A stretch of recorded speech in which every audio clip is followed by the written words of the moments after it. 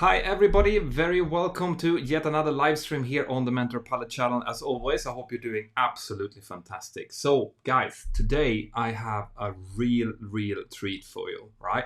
Today I have with me a fighter pilot, an author, and a commercial pilot.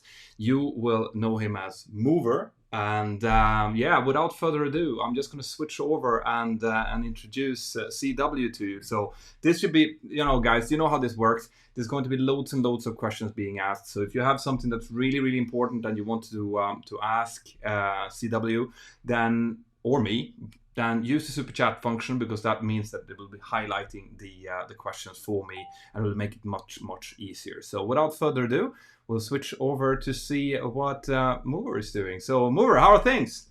Hi, good. Hey, it's great. Big fan of your channel. Thanks for having me on. It's an honor. Likewise, I've been looking through your videos now, and there's some really cool stuff on there. Me Yeah, being a bit of a car buff as well, so yeah, so there's yeah. Well, not only what the kind of car aviation. is it? What are we talking? What's the car? Yeah, me. Well, I did drive a 997 before, so a Nice. Porsche 911. I sold that one because it was too precious to me. It just ended up standing in the garage. That Um, happens. yeah, so I felt like that's too much money to just have in a garage. So I sold that. I was driving my wife's Clio from 2002 for about 2 years, and then I realized that sucks. So Yeah. so I bought a little Porsche Boxster S, which of Oh, course, cool. yeah, it's nothing close to what you're driving, but Well, the yeah, actually I have to say that the driving sensation in the Boxster S is actually more fun since it has a yeah. mid I mounted. I believe that. Yeah. I mean, just a little sporty, maneuverable. Fun Yeah, little car. Yeah. it's really cool to drive. So where are you at the moment?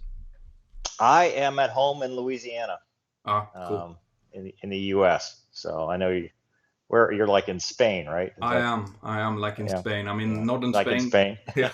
Yeah. Yeah. Twisty roads there, not so much here. We don't Y- really have the yeah. the, the road structure you guys have. No, it's a dream to be driving around on Yeah. these roads like it is. We can't Yeah. drive very fast, unfortunately, but I mean the roads doesn't really allow for that anyway. So it's just fantastic. We have to get you over here to get it tried. So anyway, I am, like I was saying, a huge fan of your work, and Yeah. it's so great to have someone with both military experience and commercial experience on here. I am guessing that we're going to get loads of questions about it, but I want to know, how did your aviation interest start? Uh, do you remember, God, the MS-DOS days, right? There was a game called Airline Transport Pilot, and Microsoft Flight Sim. That's how I started. I went on my first commercial flight that I remembered when I was in third grade, and I was hooked. My very first commercial flight, we were flying from Lafayette to Dallas, so a little regional South 340, and they couldn't get the gear down, and so they circled and stuff. And I'm a kid, 8, 9 years old, and I'm like, "Oh, this is awesome! That's great! So much stuff's happening." People are like freaking out, like, "We're gonna have an emergency!" And I'm just sitting there going, "This is the coolest thing ever." Well, we only circled for like 10 minutes while they worked the checklist, got the gear down, and landed. And my mom had private pilot books. She had never finished the private pilot stuff, so I Wow. read her books, and I was very interested in that. And then when she passed away, I kind of got more interested in aviation, and had those books and just kind of read it and stuff. And aviation is one of those things, as you can attest, it's a bug, and once it gets you, that's it. I mean, you're going to be stuck for the rest of your life. Yeah, I know. I have the similar story, but that means that you initially were interested in going down the commercial route. Yeah, yeah. I initially, well, I liked, having watched it as a passenger from, looking out the passenger window. I thought the airline stuff was cool, and the fighter aviation didn't really start till I was in college. Okay. I really didn't know. I mean, I was all over the place. I wanted to be a Ghostbuster. I wanted to be a Secret Service agent. I wanted to be a cop, firefighter, reporter. Like, there was so many different things. I was pre-med in college for a little while. Then I went to Tulane, and then realized that I would have to start over if I did that. So then I all over the place. And it just kind of, I mean, the long story short of it is, when my dad was Army National Guard, as most of his career. He's 23 years doing that, and he's like, you should go to the Guard. You should go to the National Guard because that's what we have here in the U.S. And when I was in college, well, when I was young, my optometrist told me, you're never going to be a pilot. You're never going to be a fighter pilot. You might get your private pilot's license, but you're never going to have the vision to do this. I was 16 years old. I was thinking about going to the Air Force Academy, and that pretty much crushed it right there because I was like, well, that's it. Sorry. What did they base that on? Why did astigmatism? I had a mild astigmatism, and she's like, well, you don't have perfect 20/20 vision. That's all they take, because that was the big. I mean, it's still prevailing. It's a prevailing myth that you have to have perfect vision to be any kind of professional pilot. Yeah. And so that turned me off from it, and I kind of just walked away. And then when I was in college, I had a Corvette. I'd bought, and I wrecked it. I put it in a ditch. Yes, you do. And so I felt so stupid because I put it in a ditch doing something stupid, right? It wasn't like, oh, it's raining or whatever. I took a curve too fast. The traction control came on. So I was like, oh, I don't want that. So I turned around to come back the other way to try to do it better because I thought I was a race car driver. No. And ended up sliding off into just perfectly sliding off into the ditch. I had to go out through the window, had to get towed out of the ditch. And my answer to that was because I was working, I was working at a hospital, and, I was going to college and all that stuff. I'm like, I need to do something to prove that I'm not a total moron. So I was like, I have always wanted to be a pilot. And I went to the nearest airport and, did the Part 61. I just, hey, I want to take lessons. And me and a 6'3" guy, I'm 6'1", we crammed into a Cessna 152 and probably were overgrossed most of the time we did this. And on my 19th birthday, I soloed. So it was within a couple of weeks. It was like 4.8 hours or something like that. Ooh. And yeah, it was fast. Yeah. It wasn't one of those, hey, you're going to solo today. It was, hey, let's do some patterns. And then he just gets out. He's like, keep it running. I'm going to get out. Go have fun. I know. It's the same that my instructor did exactly the same. It's like, what do I do? And then I get back. He's like, you look like you were just with a supermodel. I've never seen somebody so happy. I'm like, well, that was the coolest thing I've ever done. That's amazing. Yeah. And it's awesome. So at that point, my dad was encouraging me to go to the Air Guard and try that. And I called them first, the Air National Guard, and they said, well, you need to enlist. And I said, I'm in college. I got scholarships. I can't do that. And then, it's all about the internet. The internet, this is back in 2002. So, even then, message boards, baseops.net, Flying Squadron, it all existed. And I was posting and reading and doing my homework. And one of the things I found is the Air Force Reserve had a unit in New Orleans too. Well, that's where I was going to college. And somebody private messaged me, go, hey, I know you're from New Orleans. I've tried these units. Why don't you give them a call? So I called, and the guy answered the phone, and I said, hey, I want to be a fighter pilot. And he goes, well, who are you, kid? What do you think you are?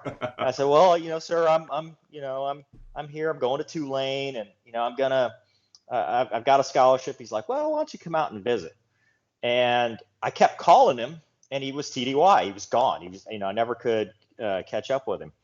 So I just happened to be working in the gym. I talked to ROTC, which is what you can do in college for commissioning. And I talked to ROTC, and I kind of did that for a little while when I first showed up, but I didn't want to, because I was always about, I want to be a pilot or nothing. So I wanted to commit a guarantee. Yeah. Because I didn't know if my vision was going to be good enough because, of the previous experience. So the guy at ROTC was in the gym one day, and that's where I worked. That was one of my college jobs. And he goes, hey, this major? And I was like, name sounds familiar. Well, he wants to offer you a job. I said, wants to offer me a job for, what are you talking about? He's like, didn't you talk to him on the phone? I'm like, yeah, but I never talked to him again. He's like, no, he mentioned you by name. He wants you to call him. He wants to offer you a job. So I'm like, oh my God, this is it. This is awesome. So I call the guy and I'm like, hey, sir, I kept trying to call you, but you're on vacation. That's where he corrected me. No, this is TDY. I wasn't on vacation. I was deployed. And I said, well, what do you want? He's like, come on out. We'll interview you. So I go out and I interview, and he says, look, I've got this job that I can offer you. It's a student civil service job. So you'll work for the government and while you're in college, and that's the, conditions of you're an intern. If we like you, we'll send you to pilot training. We'll give you the spot. And if we don't, then you just got civil service job under your belt. You go on your way. And I did that. It was supposed to be me filing papers, but it ended up me being, mission planning materials. I was doing A-10 simulator stuff. I was Awesome. flying the sim. I mean, it was just awesome. So Hurricane Katrina happens, and prior to that, the base realignment and closure came out, and it said, this unit's going away. You're closing the 706 Fighter Squadron. Well, we weren't supposed to close till 2009. So this is back in 2003. Katrina happens in 2005, and the unit goes, nope, we're never coming back. We're going to just do it now. We're done. So they said, nope, we're hiring you because we told you we were going to hire you. So they put me through the medical process. I can't pass a depth perception. Like, I can't get through the stupid little circles. So they send me back from MEPS. One of the pilots takes me over to the guard to practice. And he's like, dude, it's never the outside circles. You got to kind of move your head. I'm like, okay, I got this. I pass the circles. I'm like, this is awesome. I go to Brooks, which is where they, once you've got the slot, that's where they used to do it. Now they do it at Wright Pat. I get to the optometrist section. I'm 2012. I got the circles. I'm doing everything. I'm like, I'm going to be a fighter pilot. Guy walks in and goes, hey, I got some bad news. I'm like, oh, God, what? Well, we did the topography of your eye, and even though you're 2012, your astigmatism is just outside of the limits you're going to need a waiver. Oh. So what does that mean? Like, well, it could be 6 weeks, it could be 6 months, but it's going to have to go to higher headquarters. So I came back, and I'm like, God. But the unit was so awesome. They were like, we're going to work this for you. We're going to keep pushing. You did a good job for us. We're going to make sure that we're going to keep calling. Funny story as an aside, that guy that told me that put in my waiver, as a result of my YouTube channel, contacted me and said, hey, I'm the guy that did that. He now works at Wright Pat. And now, because I've got a Facebook group called Make Them Tell You No, anytime I've got a question, I email him and he gives me the current information on how stuff is now. So it's kind of the circle. Like, he is now helping me help younger aspiring fighter pilots with the right answer. Exactly, and this is kind of the things that I've been talking about before. This is how it works. Like, you get through that. You got massive help from people around you who really wanted you to succeed, and that just brings more of that from you. Like that's the same. What I've been saying, that I was, I went through my government-sponsored program in Sweden that basically paid for all of my training, because I was one of the 30 lucky that year that managed to get that. And because of that, I have had a thoroughly positive view throughout. And now I'm helping people. And just like you, people are coming back. It's like, hey, let's work on this and let's do this together. It's fantastic to hear that it works the same. All right. So tell me, so then you continued through there. Yeah. So I went to OTS, and that's when the unit actually, no kidding, closed. And they said, you need to find another squadron, or else you're not going to go to pilot training. So I'm a second lieutenant standing at attention, calling, colonels, going, hey, OT Lemoine, request to ask a question. Sir, I need a job. And eventually I got hired at Homestead at the Makos. They sponsored me, because you have to be sponsored when you're in this process. And I went to pilot training, graduated #1, had a great time, met some great people, the best pilot. That is the best training you'll ever do. And everybody, it's funny. We talk about when you do stuff like this, you get, I know you do, you get a lot of aspiring young pilots that want to know, well, hey, I've got this question. And one of the things I've noticed, boy, I feel old saying this, but the newer generation is so self-doubting that they're worried about things that are just completely out of their control. They're like, well, what happens if I get sick? Or what happens if I fail? What happens if this? And then it's so much self-doubt, and they're used to always, everything works in a certain way, and everything's always fitting perfectly, that when they start to think about, well, military training, they're like, well, what if I fail? Well, what if I think? And it's like, doesn't matter. You're going to do your best no matter what. People got sick. My best friend, who's now a weapons school instructor pilot, got sick the first couple of rides. He's fine. He did great. The things that, you just can't work yourself up, because then it becomes a self-fulfilling prophecy. It does. like I literally there was an instructor during our training. Like I was doing really well during my training as well, and we had a grading system, and there was 4s and 5s. That's the highest scores that we can get. And we had this one instructor that was known to give very poor grades.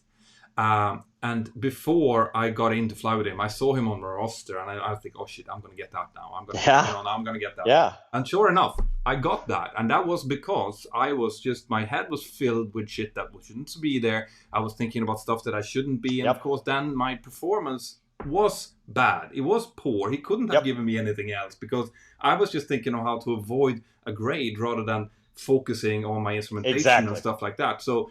Yeah, it becomes a self-fulfilling prophecy, and it's too bad. And I don't know where that comes from. I think maybe it comes from the fact that our generation and generation after has been quite pampered.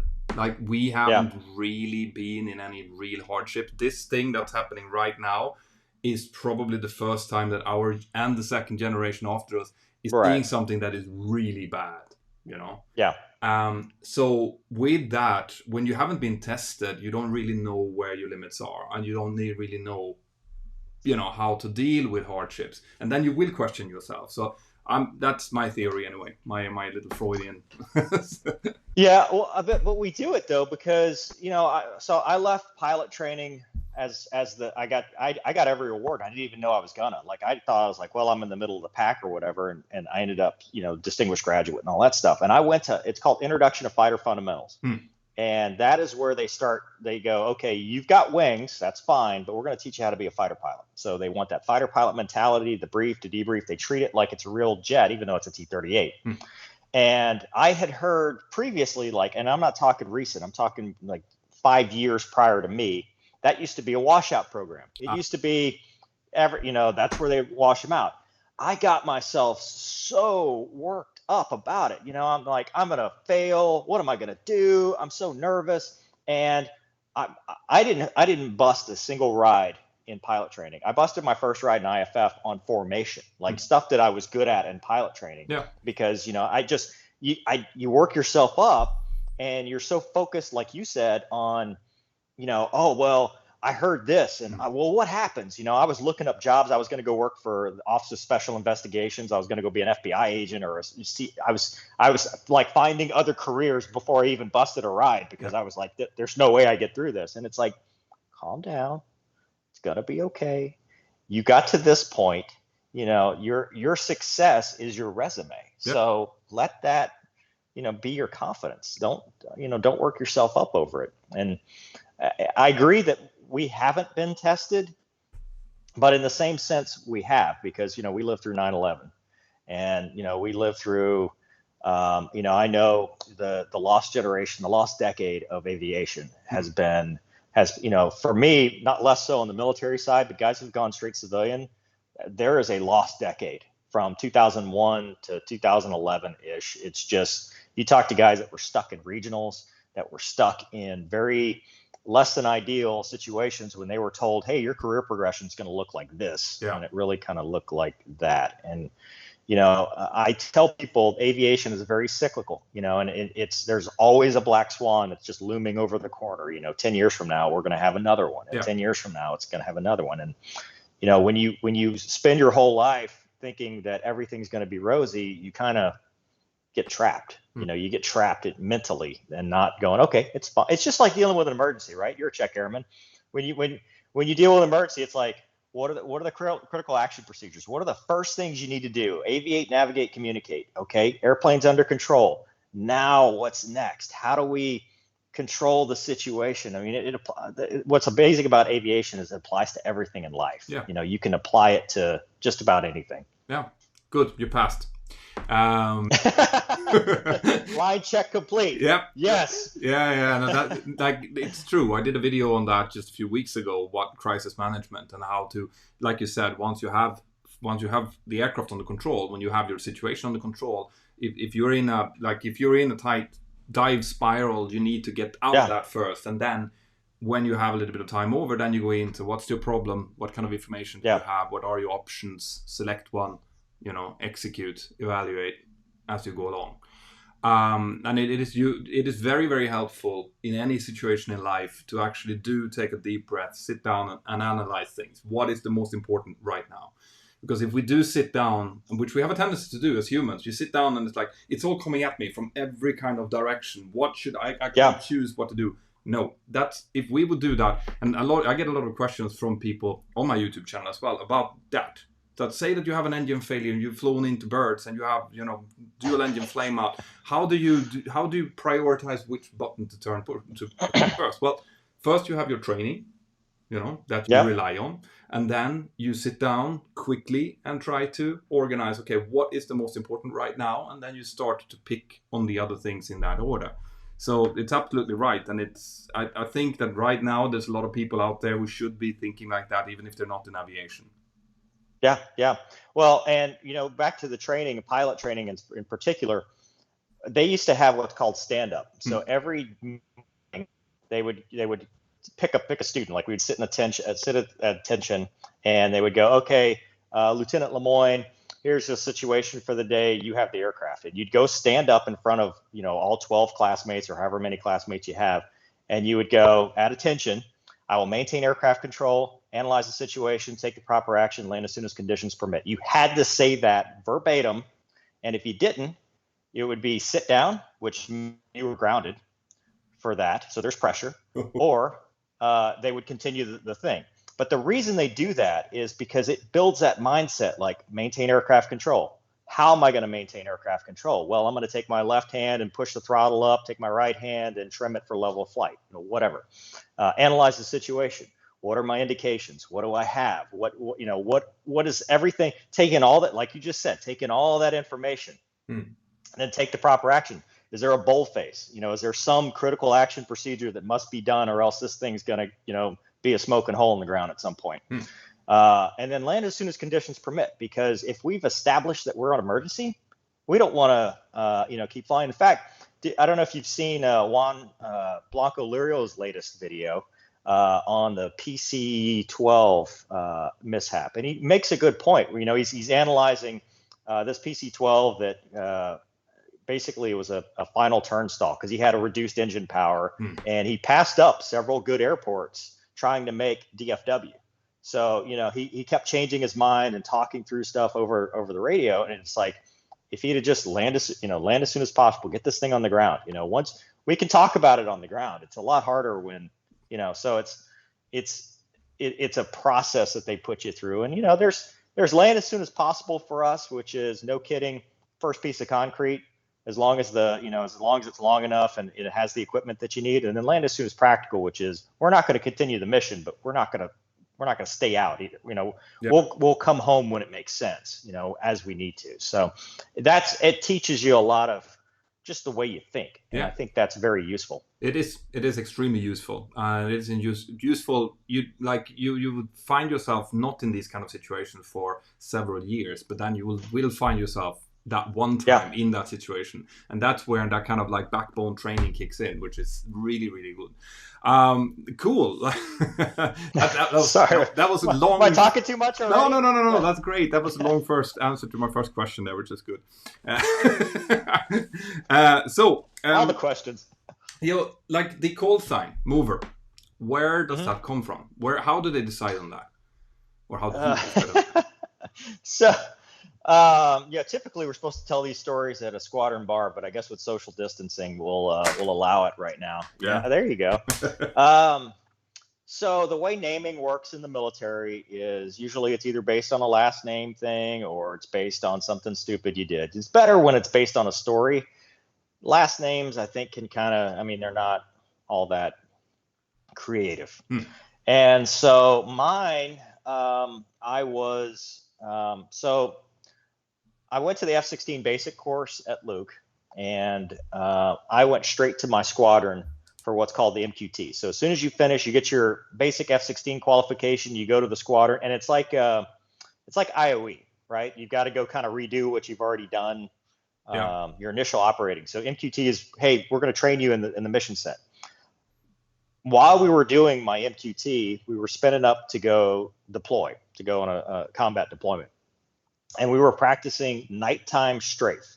So we had real bullets in the gun, and we were working with the JTACs, who are the ground guys that call in the airstrikes, and they gave us what's called Type 3 control. So they said, hey, you're clear to engage, and we had a convoy that we were strafing. It's all dummy targets out on the range in Avon Park. And I had been used to flying with a targeting pod that was much older than what we had. So I'm used to like the Atari blob graphics, it doesn't really make sense. You can kind of see, but what I really had was high fidelity. So I'm looking through this pod, and in the old pod, bushes would get, would retain heat at night, so we call it the tactical bush. So it would retain the heat. So it'd be white hot or black hot, looked like an object, but it was really just retaining a little bit of heat from the daytime because we were in the desert in Luke.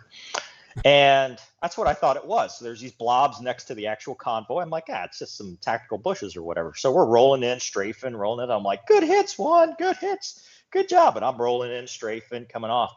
Well, we get back to the debrief, and it's a DVR, right? So you can blow it up, put it on the computer, and we blow it up, and it's not bushes. It's a herd of cows. And as we zoom in, the rounds are hitting. And if you've never seen what a 20 millimeter round, it's that big, will do to a cow, it will explode. I mean, the cow just, destroys itself. So mover is a 3-1 term for a moving target not associated with the objective, which is what it was. Sometimes they've put umlauts on it, but mover, but typically it's just MOVER because that's a 3-1 term.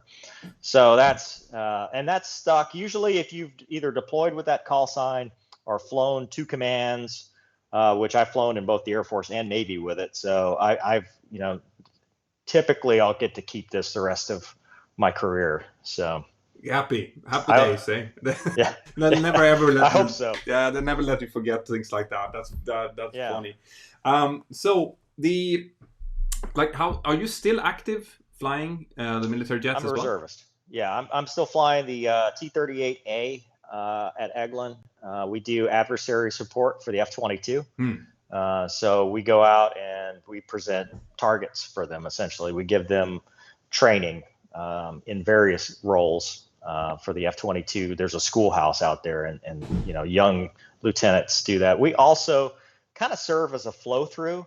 So the F-22 is obviously single seat, very expensive fighter. So through the 2nd Flying Training Squadron, they will take a guy out of pilot training, or they used to. They've kind of stopped doing this, but what they used to do is instead of sending him right to the F-22, they'll send him to us. He'll do red air with us, and that'll get him some airmanship so that when he shows up in the Raptor, he's been flying a 1958 steam gauge jet, got some air sense, knows how to build a picture mentally. And then when he gets to toys, he's not a child of the magenta, if you will, as much as if he just went straight there and that's all he's ever known. So when did you start to do the transition from military serviceman into a commercial pilot? So I fell into that, man. I hate to say that, but I really backed into it because I was at VFA 204. I was flying Navy Reserve F-18s, and I had no interest. I think we have that. Yeah, continue. Okay, sorry. I had no interest at all. I wanted to be a fighter pilot and keep flying fighters. I was writing. I'd already started, writing the books and stuff, so I was enjoying what I was doing. And in the U.S., as a part of Colgan Air mishap in 2009, they changed the rules. So it used to be you had to get the ATP written and ATP practical test, and you were good to go. And then as a result of that, they changed the rules such that you had to do what's called ATP CTP, which is basically a crew resource management class. It's how to it's mishaps and stuff like that. And I didn't want to do that. So most of the guys in our squadron, we went and took the written, because if you took it before 2014, you were grandfathered for 2 years. So I took it. And then in 2016, that was about to time out. So I'm like, okay, fine. Did the GI Bill to go, you fly in what did I fly? Duchess, a little twin engine Duchess, and it's like, I don't see how this has anything to do with airline flying, but okay, this is fun. And got my ATP. At that point, I'm like, well, now I got an ATP. Let's just see anybody calls, let me put my app in, Sure. because everybody else is doing it. And my airline called me, and I was like, okay. They put me in a hotel. They did the cognitive skills test, and 2 weeks later, they offered me a job. And at the time, I had been diagnosed with autosomal polycystic kidney disease, stage 1.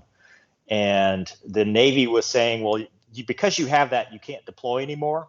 So at the new fiscal year, which was October of 2016, you will no longer be flying Hornets. So I was going to a non-flying job. So I'm like, ooh, maybe this timing works out. Yeah, so exactly. Then yeah, I had already gotten hired to go fly for the Air Force, T-38s. So I was like, okay, yeah, but because I had the medical issues, and because an inter-service transfer takes 6 months by itself, even if everything's great, it just takes a while because you got to scroll through Congress. You have to get your commission approved. It takes a while, and I just pinned on as a lieutenant commander, so I was an 04, and it just took a while. So I was like, okay, I'll go do this, and I went and started flying the 737 and became an airline guy. And seniority is addictive. It's when you the airline thing, when you start seeing where you could be, and here's what I could do, it just becomes so addictive that you're like, well, I can't leave now, because if I went somewhere else, I would start at the bottom. Yeah. I'm already here. Look at this. It's almost like they know that, and that if they had a national seniority list, it would be so much different. If it was just one seniority list, you could go wherever you want, because it's the only job I know of. I'm sure there are others. I mean, I'm sure, somebody in the comments like, oh, look at this job. But, most jobs where you have a skill, you go and you do it, and then you're like, I don't like this company, I'm going to go work for this one. And then they offer you a salary package and stuff like that. Whereas airline, it's like, nope, you come here, you are lower than the low. Yeah, you're sitting reserve in LaGuardia, short call, or something equally miserable. Newark, you're in Newark. See, that is one of the differences. This is also something I wanted to get to, but because there are some quite big differences between flying in Europe and flying in the States, where you're working for one of the majors, I understand, and the way I understand it, correct me if I'm wrong, is that you tend to you come from the Air Force, but normally if you didn't go that way, you would go do your training, and then you would try to build up hours whatever way you could, and then you would eventually, once you pass your 1,500 hour mark, you get into the regionals and you work your way up there. And do you stay, because some of the regionals are owned by, for example, let's say Delta or American Airlines or United. Do you stay on the seniority list from the regionals? Okay, so you jump into the bottom. So like an airline, American's a good example. They have wholly owned carriers, right? And it's a flow-through program. When you flow through, you keep your longevity. As far as I know, I think they get like a 25-year of service pin, but you start pay-wise, you start at year 1. Seniority-wise, you start at your NDOC class. So in the NDOC class, the indoctrination class, it starts off by age, and that's it. So your seniority starts with that class on that day 1, and it goes there. Other airlines do last 4 of your social.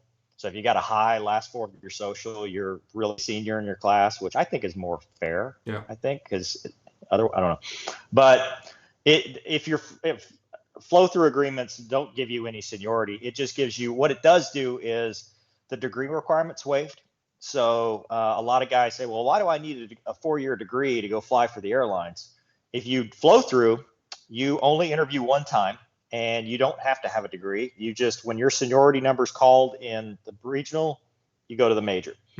In anywhere else, you go interview, and it's 4-year degree, what volunteer work did you do, all the stuff. They make you take tests, like Delta's got cognitive testing, they've got written testing, you got to talk to a psychologist. Yeah, I know.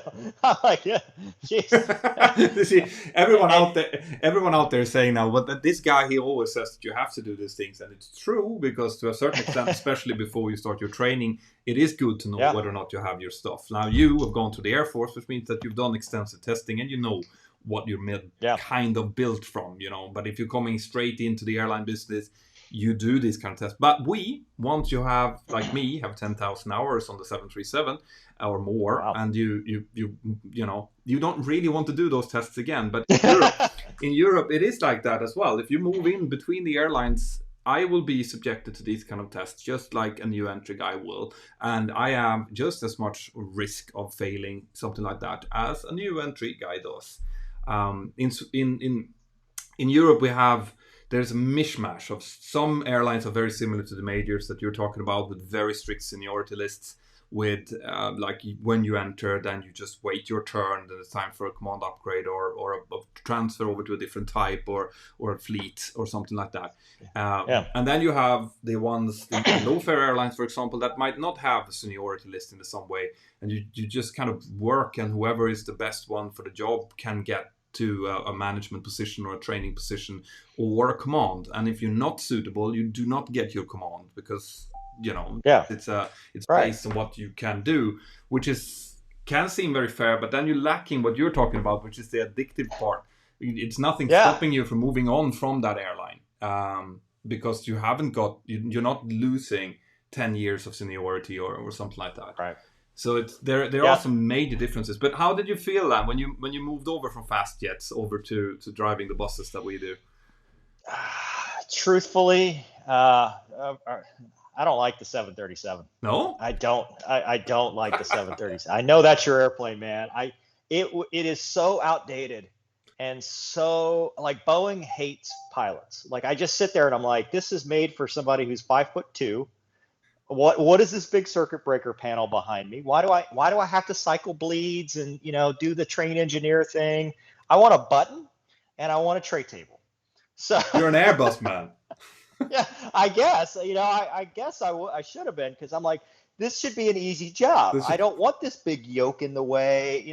I tell you what, though, there is something extremely satisfying about landing a 737 in challenging conditions. Like when you click off the autopilot and you just, it flaps 40 and it's wallowing around and you actually get a good landing, the once every 6 to 9 times.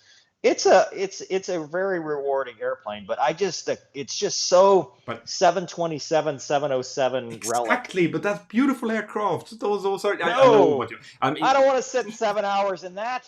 yeah, but I know what you mean. But I mean, Boeing would come from the other direction and say that they are actually doing pilots aircraft, as in that is pilot centered, rather than a button and a dog that bites the pilot if he pushes the button. That's that. I mean, I do agree that the overhead panel on the 737 is the same essentially as on the 707. Like, it hasn't changed in 40 years, and it's unlikely to change. It's not changing in the Max either. But I haven't flown the Airbus, so I have a It did change. Well, it did change in the Max, actually. Everything behind it is actually digital. Yeah. It's the same switches with the digital panel. And I'm like, you couldn't just put a button? Okay, so you're right, but it still looks the same. Yeah, it's still right. Yeah. Well, because it's because of the type rating. They didn't want to change the common type rating. If you go jump seat in a 777, you're like, what's the same thing except it works? Yeah. Oh, cool. Yeah, I know, but that is all about the type rating. It's all about the commonality. Oh, yeah, it's training costs. Yeah. Which, and it all comes down to cost, unfortunately. That's cool. Now, I want to ask as well about you being an author. All right, you've written the Spectre series. I'm ashamed to say that I haven't read one. I will do now. It's the last day. It's $1 for the next 2 days. For the first 4 books. So really? There's my pitch for that. Perfect. Yeah, it's the box set. The first 4 books are $1. Right. I did that for the quarantine. Send over the link later on, and I'll put it in the description of the video so that people can get it. Anyway, what drove you into writing? Originally, when I was a kid, grief. When my mom died, it was an outlet. I wrote a little book because I would write a chapter, put it on the counter. My dad would read it, and we'd talk about it the next day. And it was kind of a way to do that. And then when I came back from my deployment, my then fiance was writing her own book, and I was just sitting on the couch bored. And I'm like, well, I'll write too. And she I wrote 5 chapters, and then it kind of put it away. I got busy with flying and stuff like that. And I really kind of saw the ugly side of it, because when the squadron would see her writing on deployment and stuff, they thought she was writing a tell-all autobiography about the squadron, and they were very upset about it. Hmm.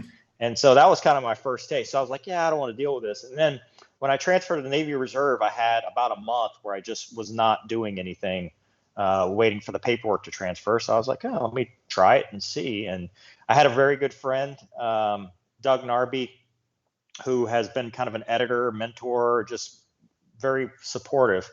And he would read it, just kind of like what my dad would do for me. He would read it and say, yeah, this is actually really good. Don't lose it in the third act. And it just kind of steamrolled. And then when my dad passed away, it became another outlet. When I wrote the second book, I used stuff from that to kind of get my mind off of stuff. And then, the second book happened, and the third book, and then people started reading it. And, you start to enjoy the interaction. I mean, that's just like YouTube. You enjoy the interaction with the fans. Yeah. You enjoy the interaction with the people, and, kind of talking about common interests and stuff like that. Unfortunately, YouTube has now taken up so much of my time that I used to be able to write a full novel in 3 months. Now I can barely write a chapter in a week. Yeah. It just takes so much time. But so you didn't take any classes to pick it up. This is the dialogues and everything that comes straight out of your head. Because I have a question here on the super chat from my brilliant graphic designer Dominic, and he's asking, how do you write dialogue so well? So he's obviously reading your books. He's from Northern Ireland, so it's spreading. I used to say that I don't write, that the characters write it, because when you start to get into a rhythm, it's just playing out in your head. You're just like, it's like a video game, right? When you play an interactive video game like Mass Effect, if you remember that really old game where you used to choose your own adventure kind of thing. Oh yes. So it just became like that, where it's like, okay, I would start writing. I would have no outline whatsoever. I just knew what the characters were like and how they would interact. And then I would you're just picturing it in your head and just writing it as you picture it. Yeah, but you have to, because I've been thinking about doing something similar, but yeah, from my experience, you should do it. But do you not do you start from a finish, as in, do you have a finish of what's going to happen at the end and you build this up backwards, or you actually just go along? And then I have an idea of the premise, and then I just go along. I have found that anytime I outline, I never go back and look at it. I've got a folder, where I'm like, here's some ideas, and then I never go back and look at it. Once I have the idea, I find, when I try to do stuff in general, I think organically works better than, very rigid, which is the polar opposite of our career, right? Yeah. Being a pilot, it's very rigid. This is more of a creative thing where it's like, well, I just kind of see how it goes. And then sometimes the plot twist just surprised me, because I'll be writing and like, oh, what if that happened? And then all of a sudden it's a whole new, the book just takes, a turn, and it's like, okay, well, that worked out, and I didn't think it was gonna. Yeah, that's what all great authors say. They say that you're just a vessel for the book. The book was there. Exactly. And you were the one that they write it. I'm just it's just me. I'm possessed by the characters. That's awesome, because I like, that is something that I, my vision of perfection of I bought myself a little house up in northern Sweden, which is just out in the woods, and I just picture myself sitting there and actually writing something, because I am also, and I think this is probably something that we have in common, the pilot YouTubers. We have a need to express the kind of creative side. That the job in itself does not lend yourself to much creativity. It's basically, if you take off and land and you do everything exactly the same every day, then you've done a great job. By design. Design. So not to minimize our profession. I mean, it takes a lot to get to your point, your career, my point, my career. But it's design. People don't understand. It's designed to be boring. It is designed to be routine, because if it's not, no one would fly. No. If it's hair on fire every time, no one would ever get on an airplane. That's just for all of you guys who are sitting out there now, and you're X-plane players, for example, and you don't follow SOPs, standard operating procedures. You know that once you take off and you go up and you just try to remember everything and you just do things out of scratch, you realize that there's a lot of mistakes being made, and sometimes you don't get down in one piece, and that is because there is no structure to it. There's so many components to flying. There's so much potentially difficult things that could happen to you, that you need to have a structure to follow in order to, when something goes outside of that, you have capacity to handle it, rather than trying to like, yeah, actually we should have taken the gear. Yeah, that's a good idea. Let's see, but the flaps as well. Like, you can't work it that way because it just does not work. Like, you're absolutely right. And then you come SOPs, and then people hate SOPs because they're so restrictive. And yeah, boring. They're like, oh, it's boring. You know, I can't. You know, why are you sitting here flipping all the switches? Like, that's the job, dude. Yeah. I mean, it's you know, autopilot on. What's for lunch? Yeah, what else? My company, we work. We don't have the 1,500-hour rule in Europe, so we get a lot of cadets coming out of flight school trained straight into the right seat of a 737. They go from flying a Duchess twin engine or whatever, a Diamond 42, and then they jump straight into the 737. And we train them. You know, obviously we test them very well, and then we train them. This is what I do as a type rating instructor, examiner, and the line training captain. And it works very well, but it also means that we need to have standard operating procedures that these guys can hold on to, that they can hold on to for their life when they don't have any experience, you know. So this means that our SOPs, if you got to see them and you compare to your airlines, you would be amazed. I mean, if your FCOM is like this, ours is like that. Well, now I'm going to ask you a question, because now I'm curious. You know, what was it? Was it the Lion Air Ethiopian crash where they actually kind of pointed to that being causal with having such an inexperienced FO? Yeah. Do you find yourself more as an instructor when you're flying, or as a captain, right? Because in the US, with two experienced guys, you know, I'll fly with captains, and that whole, you know, captain FO structure is not. It's more of a, hey, we're a crew, keep me safe, I'll keep you safe. You know, we're almost equals in the sense that obviously he's the aircraft commander, he's the PIC and stuff, but we're kind of playing off each other's experience, because we're both right. So you're working with extreme. So how does that safety wise, and do you find it? I mean, no, what do you, especially when they're only getting that experience, right? They're not getting the other. Yeah, like we are well aware of that. And the to answer to your question is that obviously I am an instructor, so when I work with them during line training, the first couple of 100 hours they fly, then it is pure instruction. But it also, we are very, very, very thorough when it comes to telling them that, listen, we don't have a high difference in pitch. Like, you have to, even though I am this type rating examiner with loads and loads of experience, and you have 300 hours coming straight out of the line, I am expecting you to speak up when you see something. And this is where the SOPs comes in. Because when they have very clear SOPs and they see that because that's what they do, like they train that so much in the simulator, and they see something that goes outside, they are also equally trained to question it, to come in and it's like, why are we not 250 now when we're below 10,000 feet? And I was like, oh shit, right. Oh yeah, I missed that, thank you. They are really, really good at this. And also I've found that I've flown with people who have 300 hours who are like the son of Chuck Yeager, like the great pilot. Really good, yeah. And I fly with people who have 2,000-3,000 hours, even captains with tens of thousands of hours that shouldn't be there. You know, that needs to be removed, and sometimes are removed. So I've gone over from being more about experience to be more about what the aptitude they have and the attitude to the job they do. So I don't have a problem with it personally. And I cannot speak for other airlines or what kind of, because I think that what you're saying is true. If you have both really inexperienced pilots and a high power curve, then you have a huge problem. Because then it's like the KLM thing where the Tenerife or whatever, where they crashed because the FO didn't want to say anything, even though they were both taking the active runway. Exactly, Tenerife. Yeah. That's extremely dangerous. So you have to have you drill that into them from day one. That see. I even pointed out when I find myself making a mistake, which I frequently do.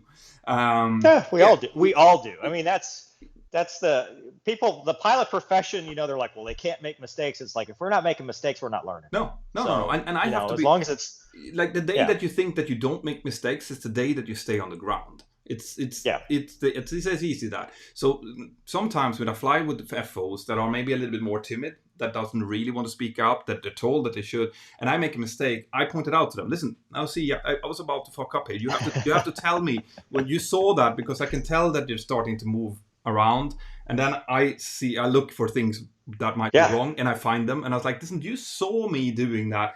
Tell me, please, because that feeling of me, that when I come down and I have to write a report because I've done something stupid, I much prefer you telling me and me fixing it and then thinking, yeah, good, that was one caught, rather than sitting down there writing it and writing, because you are also, as an FO, you're going to have to answer to why you didn't pick that up. They always say we'll both be standing in front of the board. Yeah. We're both going to be standing tall in front of the NTSB or FAA. Yeah. It's not just me or you. No. It's a crew thing, and we have to work like that. And it's really, really important how the captain is, obviously, but also how the first officer is. And this is what we hammer into them during our training. So I'm glad you asked that question, because it's something that does come up quite often. Cool. I'm going to take some super chat questions here, because otherwise we will not have time. So we have a name that I cannot pronounce here. Not VovoCat17, we'll call it. Already asked Mentor if pilot skill affect car driving, but does fighter plane experience affect car driving? Do you pull more G's in your turns? I think in general aptitude, it's not so much being a fighter jet pilot or not. I think it's spatial awareness. Yeah. I think the idea of spatial orientation and spatial awareness, and being, like you said, I think we approach things a little bit more conservatively. Like I will, and Doug is a driving instructor, by the way. He's a race car instructor, and he said, pilots and military and stuff, they tend to be more structured, where they'll ramp up and try to find their limit in increments versus, somebody who thinks they know everything. They've played the games and they're like, I'm going to go be the fastest lap guy. We'll ball it up in turn one, because they just they're not easing into things. They don't know how to approach limits and then stay right at the edge, but not necessarily cross that limit. Yeah. The risk mitigation is just not there in a lot of cases. Yeah. And I think a lot of people think that they think that it's all about balls. It's all about like giving adrenaline. Yeah. And everybody says, oh, it's so much of adrenaline rush. I'm like, if there's adrenaline, something's on fire. Yeah. That's the only, there's just no adrenaline at all when you're doing this stuff. It is a job. It is a procedural, target this group, shoot this group out. Let's do this. Yeah. It's very methodical. Yeah. You're not, if it's adrenaline, you don't think clearly, you don't have the fine motor skills, stuff like that. I have a picture of your beautiful car up on the screen now, so people know what we're talking about. Like, that is an awesome machine that you have there. I love it. I love it. Favorite car. Just favorite car. So fortunate. So happy to have it. You're out doing a lot of track days, are you? I've done one. What? They're all closed now. I've done one, but it was amazing. It was so much fun. That car, and that I drove it to like 0.6 of what it could possibly do. It is just so amazing. The engineering behind that car, just amazing. I think that car is and it's not that expensive either. I was looking into, if you want to have performance cars, now I'm guessing that yours is modded in all kinds of ways. It probably brings the price up a bit. But if you want the base model on that one, you can actually get it fair. Like, we're not talking Ferrari prices here. We're talking and the new C8, Corvette, that they just keep getting better and better. And it's really amazing what they've been able to do. Now, granted, you're not going to get a Ferrari interior. You're not going to get the Ferrari quality. You're not going to get the Ferrari name, but for performance, it's really hard to beat. Cool. All right. Let's see. So the people are saying that it's great to see us both, and I really enjoy this. This is why I love these live chats, because it is really like sitting with a brother that has similar experience, and you just shoot things. That's how these things work. Mutual respect. That's all it is. It's mutual respect. It's like sitting in an FBO talking about flying on a rainy day, or the ready room, or whatever. Yeah. So let's see. Thanks, Mentor and CW. For great contents on both channels. Regards from another suspended pilot. Well, I'm sorry to hear that, Philip. Then Vivian Pan. I've got the Mentor pilot beard going, so I can, my protest beard until, but you get to keep your beard. That's BS, by the way. How did the Europeans get away with that and we can't have a beard? We tried it, and apparently you can breathe just fine in the oxygen. Of course you can. Of course you can. It's such a, by the way, I don't know if you saw in the U.S. news, we finally got rid of the mask on. Oh yeah, I heard about that. That was the which is the greatest thing. Greatest thing. Did you actually have to sit with the mask on when someone went to the... We had flight attendants that would take pictures and turn you in to the FAA. There was a real thing. People have gotten talked to because of pictures. And the company was putting it in, but you will get in trouble if you get caught without it on, if somebody stands up from the seat. But I have to ask, how many incidents were there where there was a deep... No, exactly, that's one thing. But where there was a depressurization and the mask wasn't stowed properly and you couldn't get... It's a quick don. Yeah. Yeah, I mean, right. It's more dangerous to have it wrapped up and coiled and in the wrong order. And it's gross. I mean, in the military, we wear our own mask. Yeah. The one time I was going to a jet, my mask didn't work, so I called into ops. I said, hey, I need a new mask. I was running, engine's running. So I shut down an engine. The PRs brought it out, gave me a mask. I'm thinking, it's a new mask. It's perfect. I'm like, God, it smells like Vienna sausage. Why? Okay, whatever. I go fly it. I come back. I'm like, whose mask was this? And they're like, oh, it was, Lieutenant so-and-so. I'm like,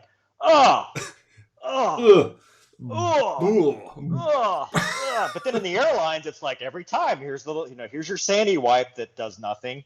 Just wipe down the mask, put it on your face, just because he's got to go to the bathroom. Hey, I'm so glad they changed that rule. So glad. I can guarantee you that there's going to be quite a bit of wipes being used from now on. They ran out. They ran out, but then they said the Sandycoms don't actually kill corona. So now what? No, well, I'm seeing one of those like sprays in the cockpit flights and stuff. That's what I'm seeing.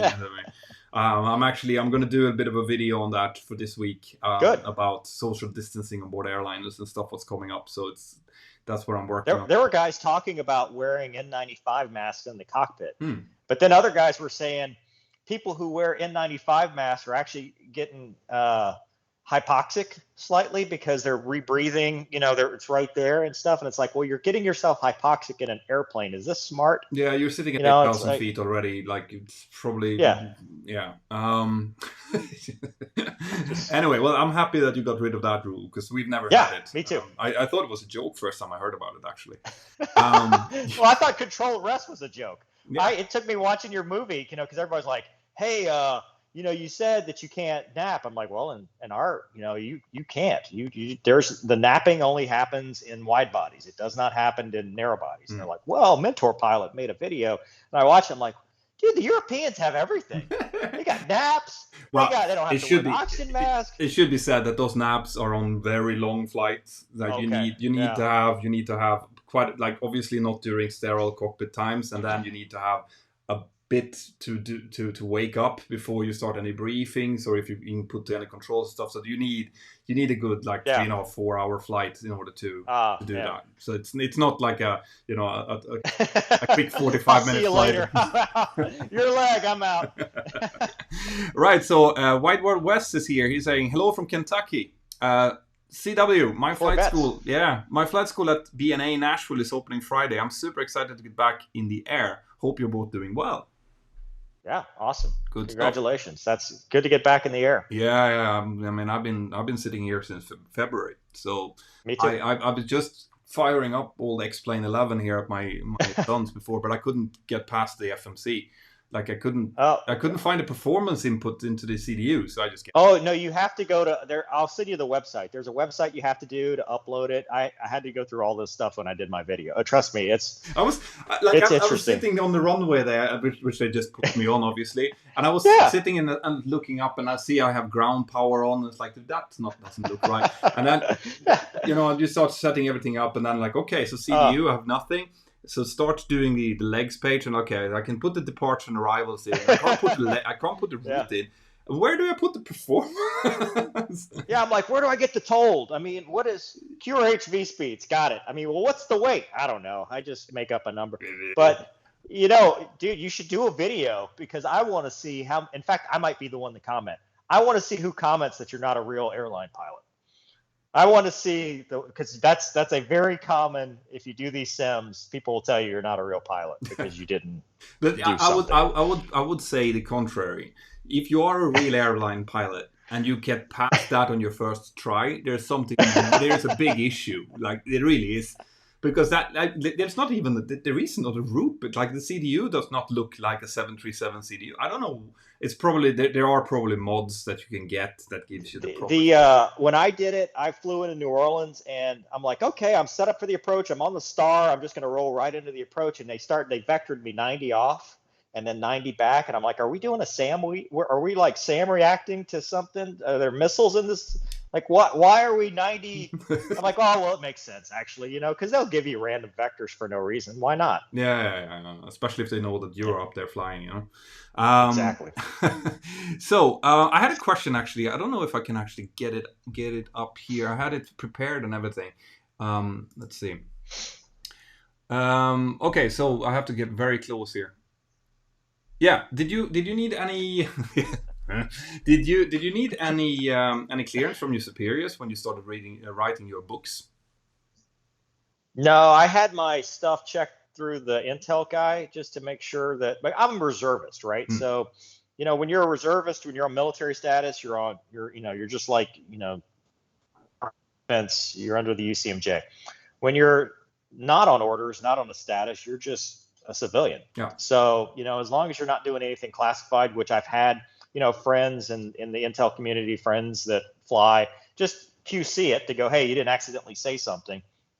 But there's no specific permission because it's not. I'm not telling anything operational. It's just fictional. Yeah. No, but it's based on what possible. It's worth asking anyway because Yeah. It's what else? There was someone that asked something here. I have my patrons have been asking loads of questions all of the day. Please prompt Mover to talk about Make Them Tell You No, your Facebook page, is it? A sticker back here. So Make Them Tell You No is kind of based on the same thing we were talking about earlier. What I learned early in my career is if you self-eliminate, you will never go anywhere.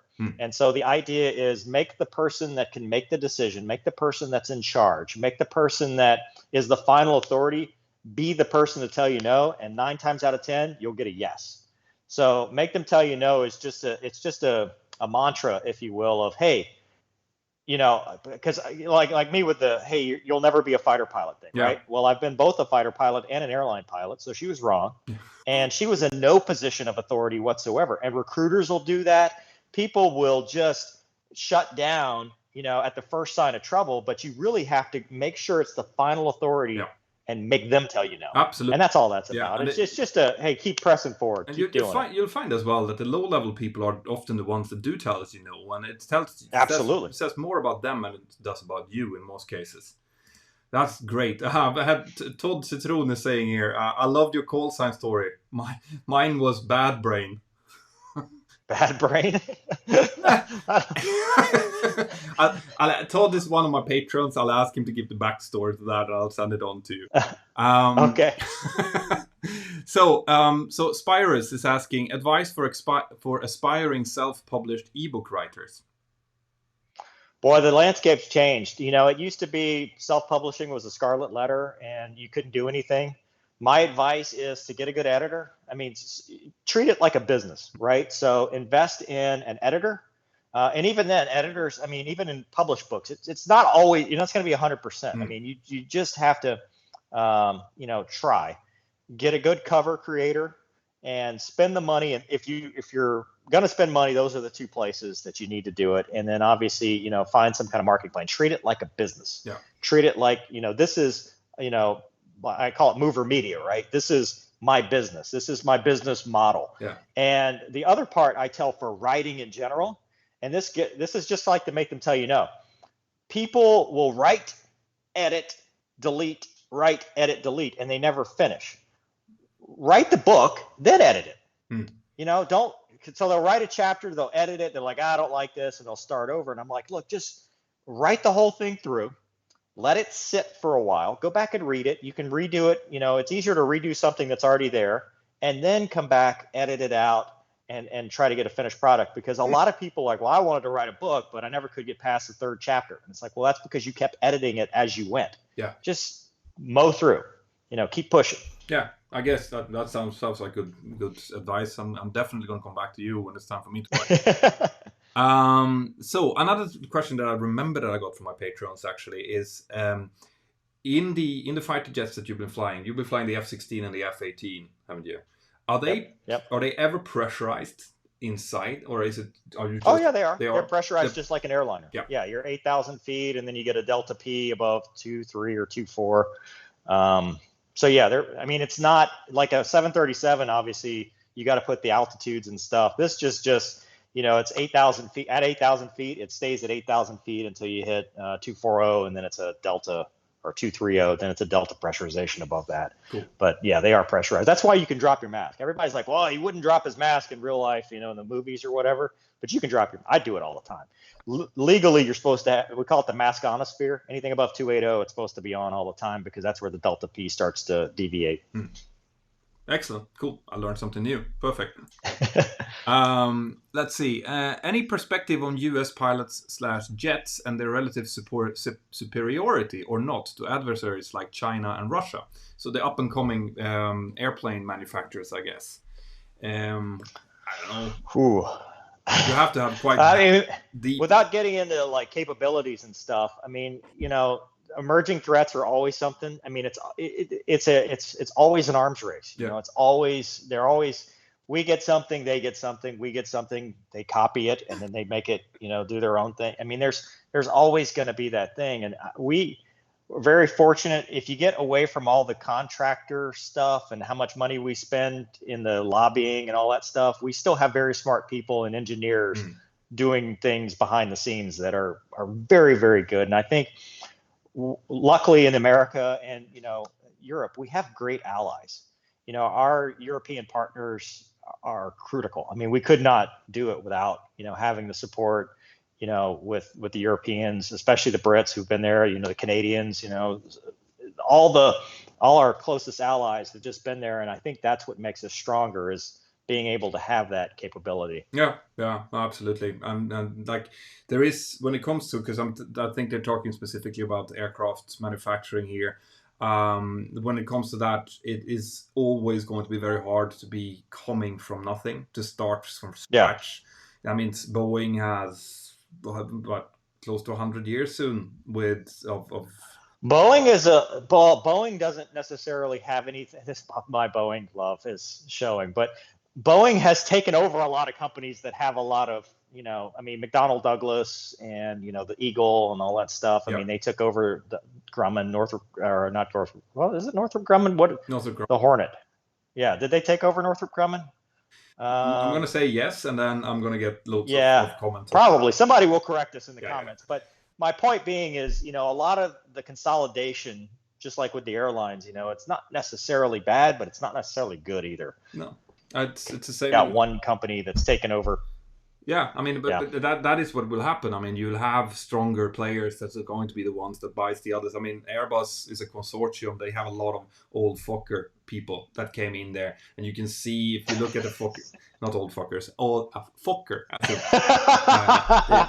You'll see. Yeah, okay. You'll see the fucker, the F-27, the motherfucker. No, but they are called fuckers, and they are fucker 100. Yeah, I got the fucker in sight. Yeah, exactly. That fucker in sight. The fucker 100 is very close to what we would see, like overhead panel and technology-wise, what you see in modern Airbuses today. You can see how the engineers have been transferring through. Boeing is an example of that as well. Have you done anything about Boeing and how Boeing was taken over from McDonnell Douglas? How that merger happened? That's a very fascinating case study of how it went from an engineers company to kind of when they moved the headquarters, and that's what created the MAX crisis. I did a video on exactly that. Did you? Okay. Yeah. And that's why. Boeing. The 737 should have stopped where it was, and they should have clean sheeted something new. And Boeing was a very good company in the past and made very good aircraft, and I think they just lost their way with I don't know. mergers Like and stuff. I'm still a believer in the max to come. As in, obviously, I'm Yeah, not going to say anything about what, but I'm also going to fly it, so I have to I have. flew it. I mean, it's a great airplane Yeah, to fly. As far as compare, it flies better than the NG. So, yeah. I mean, Have you, did you get to fly it before it was? yeah, I flew it several times. Yep. Yeah, I mean, it's like a flat 40 landing. It doesn't wallow like the the NG will. It is very smooth. I've almost thrown my captain through the windshield with the speed brakes, the spoilers, because those are electric now, so that's like off on. Yeah. So yeah, he was coming back from a bathroom break. We're going into LaGuardia. You need to make the speed restrictions. I'm like, okay, cool. And it's like, wow, full boards. That's gonna take some getting used to, man. Yeah, but it lands. It's got the longer gear, so it's a little bit easier on the landing because they've stretched that thing so much. Yeah. They've stretched it to the point that the CG's all off. Like I've seen them in like Mexico and South America. They put them on the pogo stick, which I think is hilarious. I think it was at the 900 that's so long that they put the pogo stick back there. Yeah. But yeah, no. I'm looking forward to flying the thing when they get it back up in the air again. Yeah. So let's see. So we don't miss any super chat questions here. So Todd Citron is on fire here. He's sending loads of questions. Hi, Petra and Mover. I'm a retired American Airlines Mad Dog captain. Oh, nice. Yeah, Daniel Petter, have you ever flown to Landvetter Airport? Yes, I have. That's in Gothenburg. I've flown there several times. It's a tricky NDB approach. Actually, not to Landvetter. I flew to Säve, but I have flown to Landvetter as well. So Tenerife, yeah, that was where the Pan Am and KLM accident was that we talked about before. Natalie Olson, do you prefer to fly in a single pilot cockpit or a double pilot, and why? Was it hard to transition into having someone else helping with the decisions? I prefer single pilot just because I've done that. My majority of my career has been just me by myself. But I think it's a myth. A lot of guys say, well, fighter guys struggle when they go to the airlines. And I think that's a myth because we still have CRM, the crew resource or cockpit resource management, depending on who you talk to. We just do it in 2 airplanes, a 4-ship. We're coordinating not the flying part, but we're coordinating between multiple aircraft in the environment. So when I transition to flying with someone else, it's just like being a wingman for the first time. Yeah. You're asking cool questions. You don't necessarily say, hey, you're screwed up. You screwed that up. You're like, hey, did you mean to do that? And it's like, oh yeah, sorry, I forgot to. It's a lot of the tact you get from being a wingman.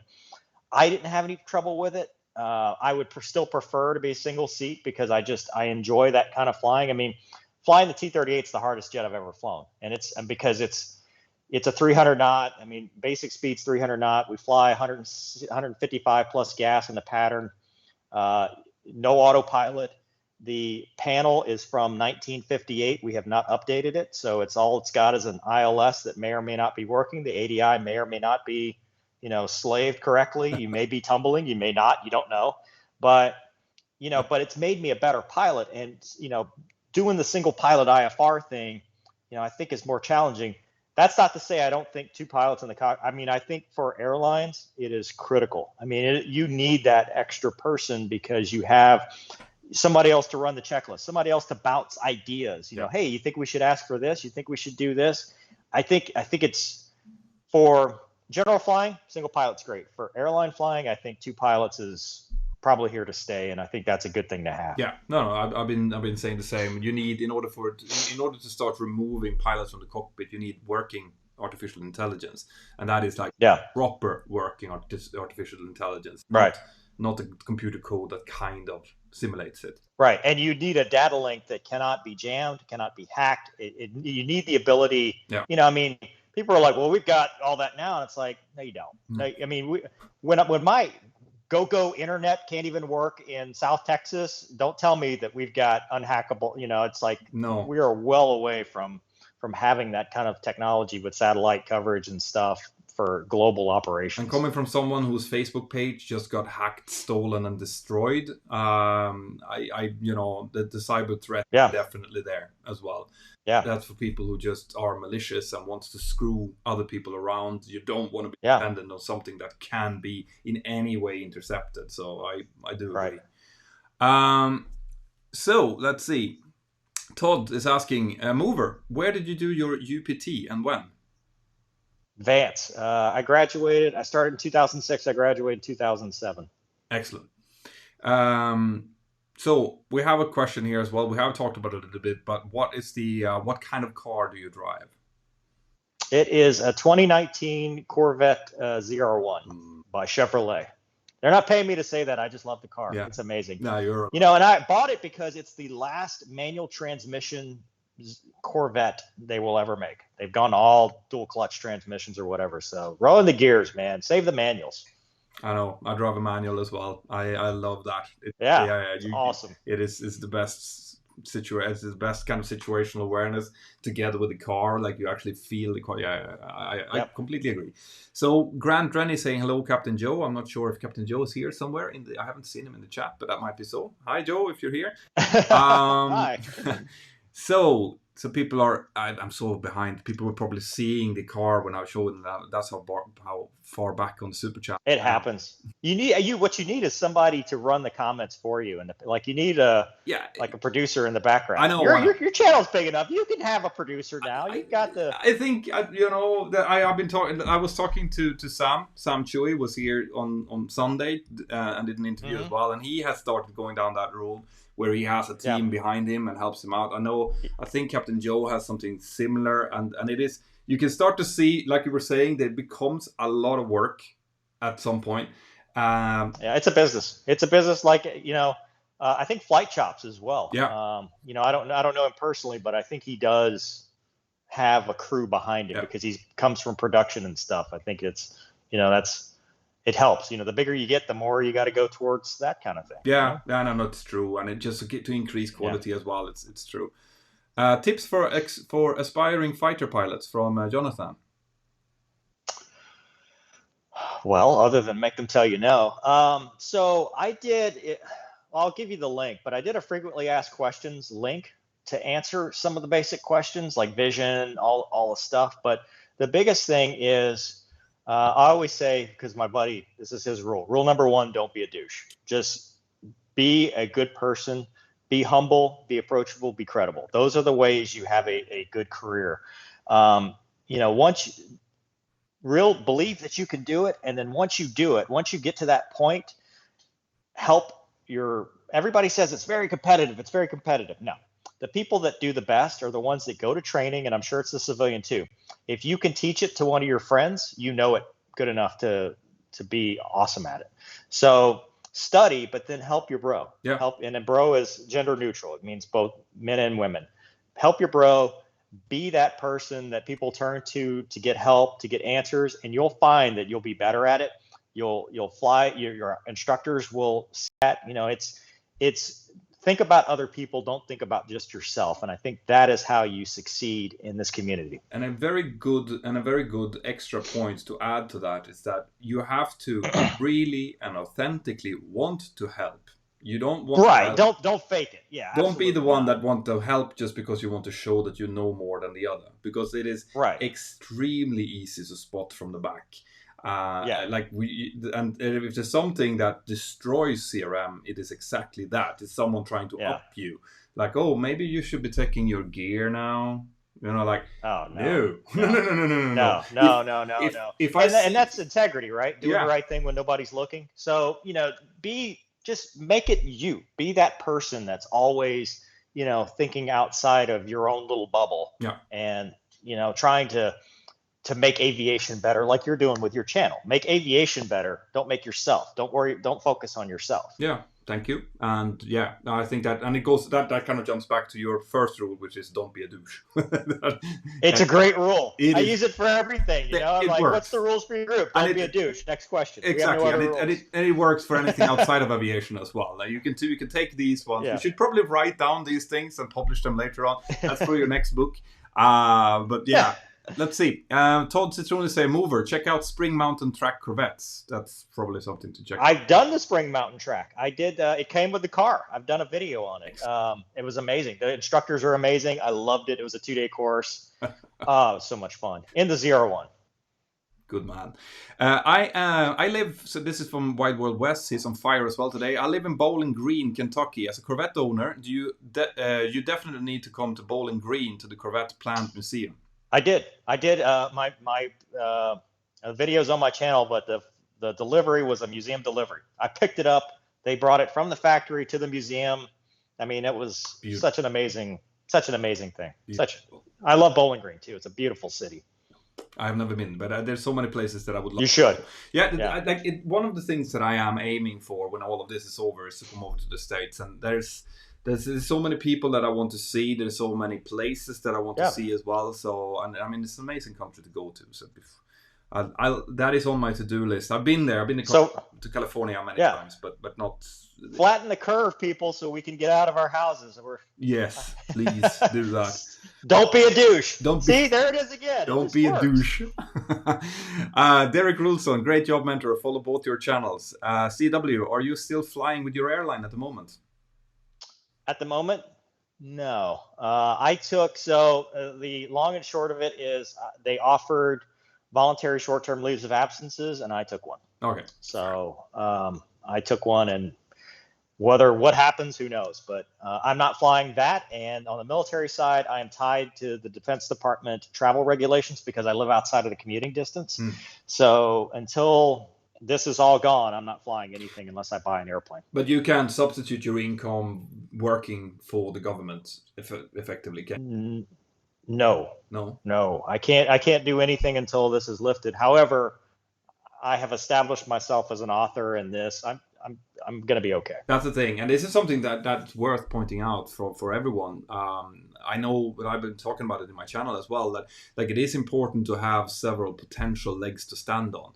Normally on a day-to-day business, then you can get by. But in the aviation business, this is more of a rule than anything else, that every 10 years there is something like this. And I am one of the few colleagues that I know that hasn't been furloughed up until this point. So to have something on the side, it could be like you're a writer, you could be having a YouTube channel, it could be like my friends who are now digging ditches because they like it and because they have to supplement the income.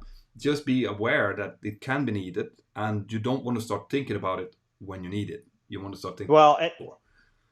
And that's when people ask me what degree should I get, I say do something you're interested in and do something you can fall back on. Yes. It doesn't have to be an aviation degree. It just has to be something that you can use other places. Yeah, absolutely. No, I completely agree. So Todd is saying that rubbing alcohol kills COVID in 30 seconds on surfaces. Everyone, exactly. I do. I leave that to the people who actually knows that. I'm not a doctor. I'm not. I'm a pilot. We think we know everything, but I defer if that. Yeah. But Sandy coms are not rubbing alcohol, are they? I thought there's something else in them. I don't know. They smell good. It's fine. Yeah. So let's see. Have you ever flown in a European or a Russian fighter jet? No, but I'd love to. I'd love to fly a flanker. A flanker or a MiG-29? I'd love to. That'd be amazing. I have a friend who's probably watching this right now who knows someone who has a private MiG-29. Oh, wow. Yeah. Sign me up. I've flown in an L-39, so that's not, it's Czech, so it's close, but MiG-29 would be awesome. That's amazing. I shall ask. I shall inquire. Cool. So let's see. Stand up. Todd Citrone is asking a lot here. So apparently the one who gave him the bad brain call sign was Shuttle Commander Eileen Collins. I'd keep it then. Yeah, that's probably valid. Yeah. She was my T-38 IP advance in the early 80s. Enid America. Love that place. Did you fly the Legacy F-18 or the Supers? I flew A models, A pluses and C models, so the Legacy, A through D. Okay. And he's also informing us that Boeing did not take over Northrop. So we know. Okay. So what do you think about the Jaws 39 Gripen? Have you seen them? The Swedish fighter. I mean, a lot of people keep sending me that video, and I haven't had a chance to watch it. It sounds, what is it like? They say it's like a 4.5 gen Yeah, it's somewhere by like Saab. yes, Yeah, it is. it looks cool. I mean, again, if people from Saab are watching, I would love to fly it too. Like, I'll Yeah, fly anything, man. I, I mean, I, I but think it would be sweet. sounds awesome. A sweet ride. I'm talking of which, actually. So, like, we both did a piece about the poor French dude that ejected himself on one of those flights. Okay. Now, obviously, you talk from an area of experience. I talk from just having read what was written about it and try to deduce from that. Who do I need to kill in order to go on one of those flights? Well, you're getting famous enough that you might fall into, because the Thunderbirds took up Swain Martin, and he's a YouTuber that's like a sixth of your channel size. So I think the argument could be made. Usually, everybody asks me that. It's you either have to be, for us, I don't know other countries, but usually it's deserving airman that's won an award or something like that, or a cadet. We do rides for cadets, and then celebrities and media. So media, I think, if you come to the States, maybe the Thunderbirds will take you up. I think it's possible. I mean, they've done it before. I'd love to do that. Swain Martin did it. Yeah. So, and Swain Martin is coming on this channel doing an interview very soon as well. Very good. Yeah. Very good. He's a regional pilot that's going to flow through. So there you go. There's the other side of that coin. Excellent. So now we shall ask him about that.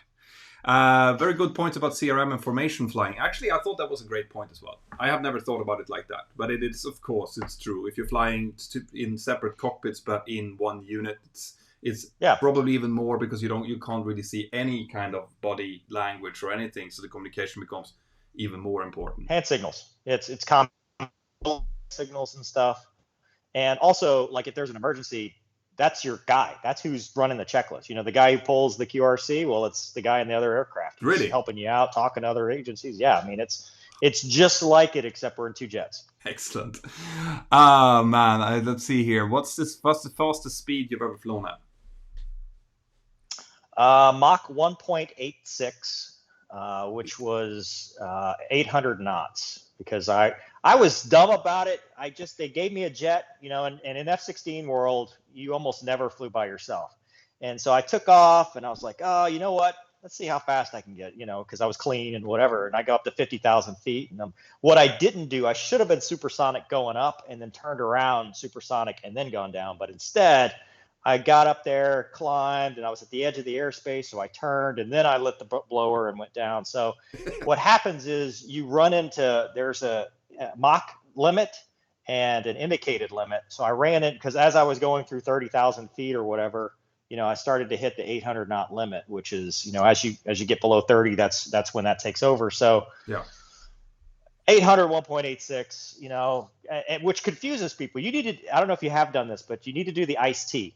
You guys do the ICE-T, indicated, calibrated, equivalent, true? Like, people cannot understand how true airspeed works. They're like, well, wait a minute, was this, but your true airspeed was this. Yeah. I don't understand. Mach 1 is 600. Like, no, it changes. It's based on. We've even had controllers that had problems with that, which is like, I see that you have that indicator speed, but my screen is saying that you have like you're indicating 250 here, but you're at 430 knots. Like, how does that work? So I think you did the video on the pond crossing when they're like, British Airways flies 1,000 miles an hour across the thing, and it's like, who cares? This is a ground speed readout. Nobody cares. Yeah. Why is this news? No, it's news because the journalist thinks it's news, but then you have then people like you and me get 1,000 questions about how they could have overspeeded the aircraft in that way. And you're like, I love the a boat in a river analogy. Yeah. Even a boat that's standing still is still moving because it's in a river. It's and the Mac conversation thing or conversion thing, that's something I do understand that people have problems with that. The fact that these are the same. Oh, wait, some of them are the flat earthers. Remember where you said you wanted to. I loved. Why is it you have to dip the nose down or you end up in space? It's like, dude, I saw that video. AOA, gravity. Yeah, So I was watching, like, when I was looking through your videos, and I came up to that, I was like, ooh. ooh, he's actually touching that thing. And I looked at it and I was laughing my ass off. Guys, if you want to see a video about flat earthers and pilots, then you should definitely check out Mover's video on that one, because it is the way that we all want to say it. But I can't. Well, I did you did a chemtrail one a while back too. And, I feel bad because, it's like, you don't know why would I be putting these big tanks? I want to fly passengers. I don't want to fly big tanks of mind control chemicals or aerosols or whatever. I want to fly passengers. That's what makes me money. But have you seen the airline executives changing chairs because they weigh half? Oh, they're going to flip it around? Yeah. No, but just because, that's coming up. But because they've taken away our charts and made them into electronic because it weighs too much. You think they are going to pay for tanks full of mind control? And also, you're seriously thinking that we can go down to Algeria or to Morocco, and they are then going to refill our tanks with mind control stuff? People that we can't even, the politicians can't even talk to each other. Where is the logic behind all of that? And I should be flying over my own house, dumping shit on top of my family. What? Yeah. Well, and the problem is we have not helped ourselves because a lot of pilots are smartasses, especially me. I love fear, sarcasm, and ridicule. It's very good teaching tools. Yeah, and so there have been videos of people who have taken the seatbelt light and switched it out with chemtrail generator, and there's chemtrail patches and stuff, and then the smart ass is saying this stuff, and so that turns into, oh, see, that guy said, and then there's the test aircraft, where they do the ballast, where they've got the big tanks of water so that they do the ballast, and they're like, look, Donald Trump's walking through he told them to stop chemtrailing. It's like, he was looking at the test aircraft for the 747 they're about to buy. What do you think? No, but that's the thing. And the problem with this, obviously, is that you can spend as much time as you want trying to come up with.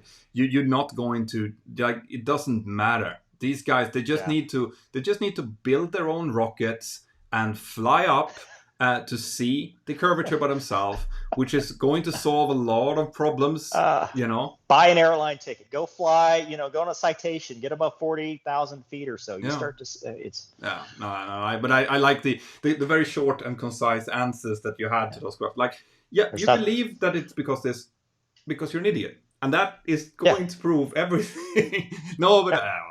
I loved it anyway. I thought it was very funny. So let's see. We're coming up to 1.5 hours here, so I'm going to let you go. I just want to see if there's anything. So, Mover, you need to put your ZR1 into your intros. People are saying. It is in my intro. Yeah, I thought so as well. It zooms by. Yeah, I think maybe it's your smaller intro or something. Could be. Maybe. Yeah, I changed. I had a guy that did a very good job. Yeah. Very, very good job. So here's a question for me, which I'll take later on.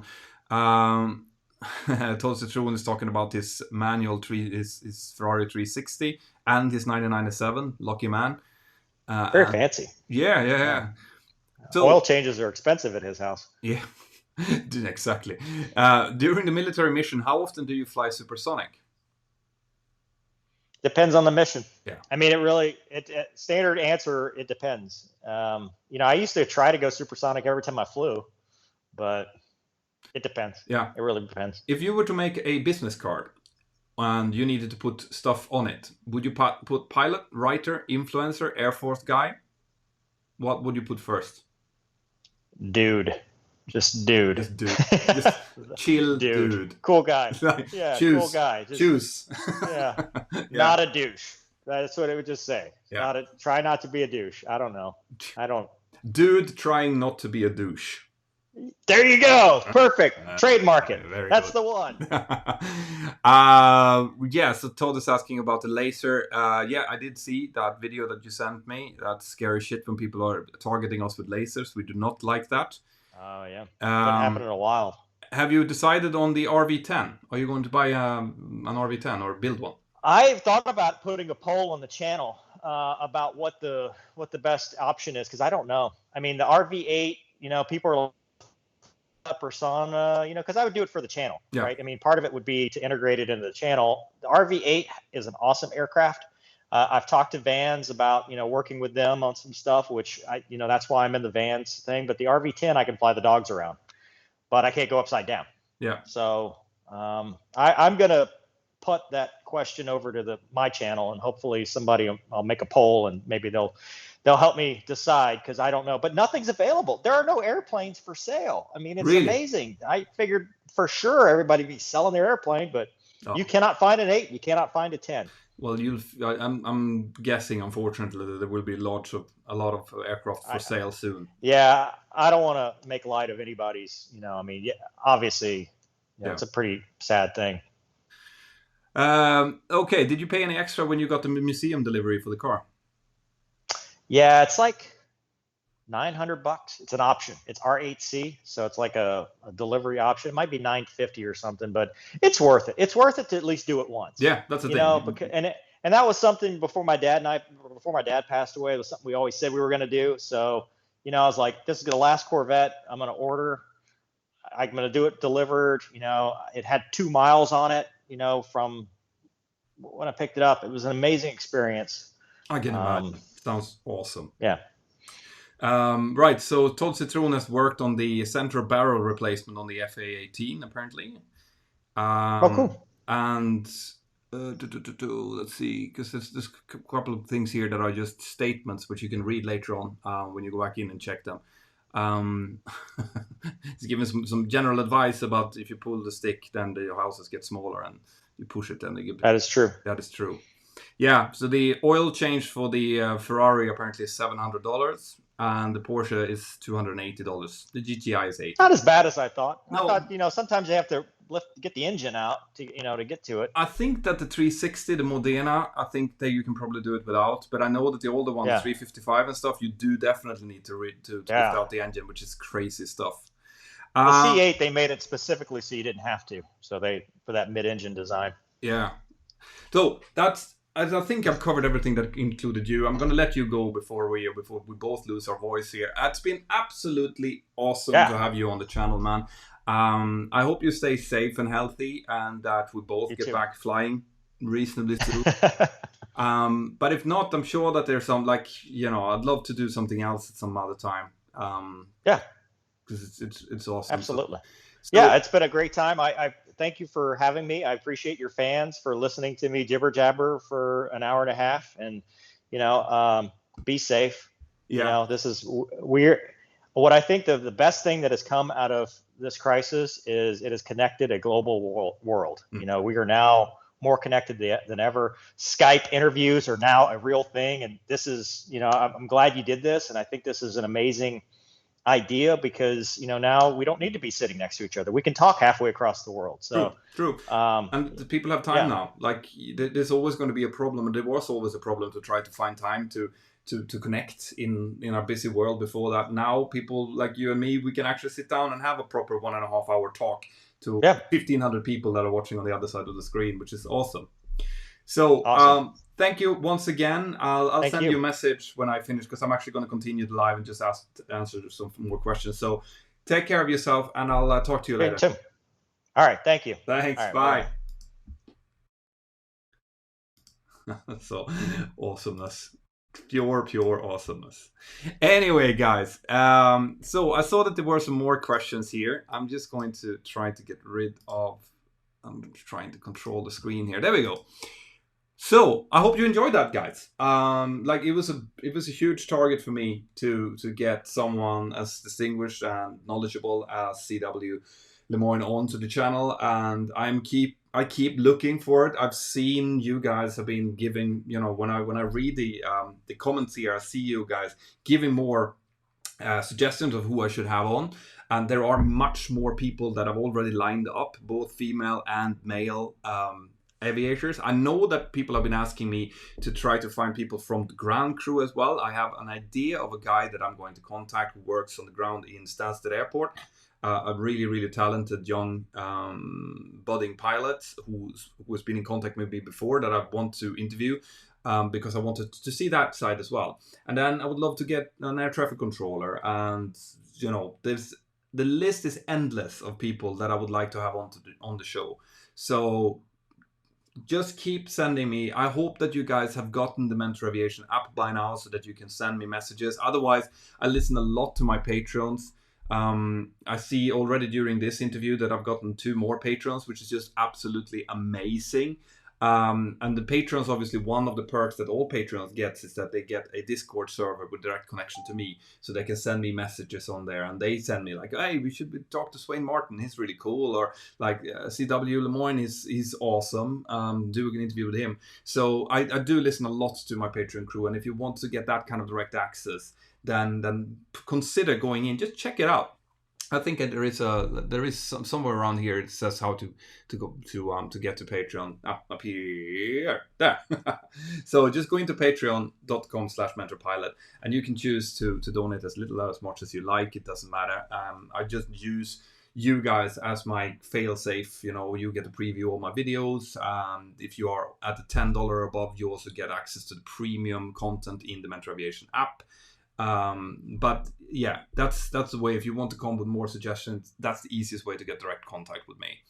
So I saw there was some questions here as well. I don't want to miss them. That was directed to me. Scott Laurie is asking, Petter, what is the maximum time you can fly per sector when doing a return flight, and do you get a longer turnaround? We don't really have maximum times to fly sector-wise. We need to be, if we do 2 sectors, we can fly 13 hours, generally speaking, if it's during normal daylight time. So you could potentially have a 6-hour flight forth and back, more or less, sort of, around 6 hours tends to be the maximum. If you do 4 sectors, you cannot do as much, because then it reduces with half an hour above each sector above 2. So it'll be 1 hour less, which because of that. Turnaround times generally are as short as possible because it's the total duty time that we're looking at. Both flights duty time and duty time, which are 2 different things, which is really, really confusing, but that's the way it works. So, Petter, did you see? Yeah, we talked about that already. We had some question about APC here, the Airline Pilot Club. It stays the same. Right now, something that you guys might want to consider is going into the airlinepilotclub.com. And if you're interested in improving your English, we've actually started an English course. Now, we are going to have some free sessions, okay, so that you can test it out. But there is a full-blown course as well that runs over several weeks with a very good teacher that we have. Is an Irish teacher. Frank is really, really talented. So if you are struggling with aviation English or with English in general, then this is a course that we're actually selling through the Airline Pilot Club right now. When it comes to actually opening up the club for memberships and for the indicative assessment, it is likely to happen during summer, maybe towards mid or end of the summer, when we have more visibility of what's going on in the industry, because we want to open everything at once. We don't just want to open a part of it, like the indicative assessment. We want to have everything moving with like flight schools connected to it, the funding solution in one way or another. So, expect maybe towards mid or late summer, July, something like that. But we will keep you. If you go into the Airline Pilot Club and you write yourself up to the newsletter, you will get newsletter. As soon as we know something, as soon as we have something new to send out, we will send it out to you. Just make sure, I'm going to tell you when there's a new newsletter out as well. Just make sure if you don't get it, that it hasn't gone into your spam folder, because it is part of a group email. Sometimes it just dives into the spam folder, but check that out. Go in there, ask your questions, read the blogs. Andy made a fantastic blog last Friday answering a lot of questions from you guys about flight training and how you should be thinking. It's new blogs almost every Friday, so go in and check that out. And let's see. Absolutely great, Petter. Thank you so much. So much fun. Thank you, Todd. You've been very generous today. Great. I'm sorry if I jumped some of your questions. There were just a little bit too many for me to ask Mover at one given time. Yeah,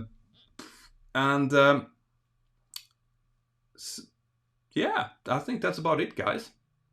Once again, thank you very much. Now, if you haven't already and you want to, let's say that you want to go in and you want to see how both me and C.W, well, this is going to be me and the camera, but anyway, how we deal with, for example, engine failures in the 737. Well, then I highly